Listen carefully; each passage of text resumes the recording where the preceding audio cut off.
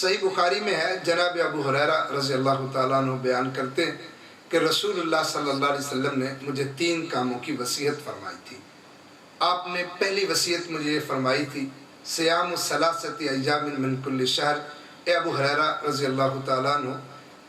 مہینے کے اندر 3 روزے ضرور رکھنا۔ دوسری وصیت یہ مجھے فرمائی تھی کہ نماز اشراق کی 2 رکعتیں ضرور پڑھنا، اور مجھے تیسری نصیحت یہ فرمائی تھی وَأُوتِرُ قَبْلَ أَنْ أَنَامَ، میں سونے سے پہلے وطر ضرور پڑھ لیا کروں۔ بہترین وصیت ہے، چونکہ ابو ہریرہ رضی اللہ تعالیٰ عنہ طالب علم تھے، دین کا علم سیکھتے تھے، رات کو بیدار بھی رہتے تھے، دین کے علم کے حصول کے لیے محنت بھی کرتے تھے، اس لیے آپ نے وہ عمل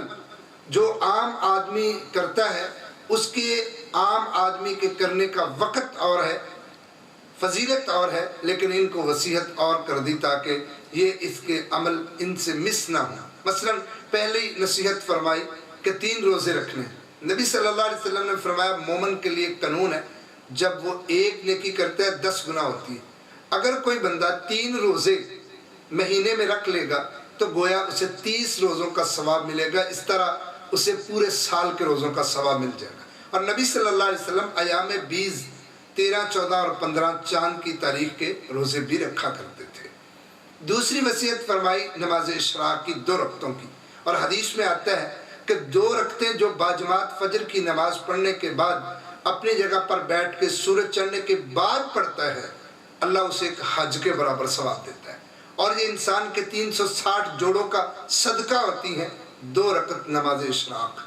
اور تیسری نصیحت وطر، سونے سے پہلے، حالانکہ وطر کو آخری نماز بنانے کی تلقین ہے، تہجد پڑھنے والا آخر میں جا کے آخری رکعت اس کو بنائے، آخری پہر کے اندر پڑھے، لیکن اگر اسے خدشہ ہو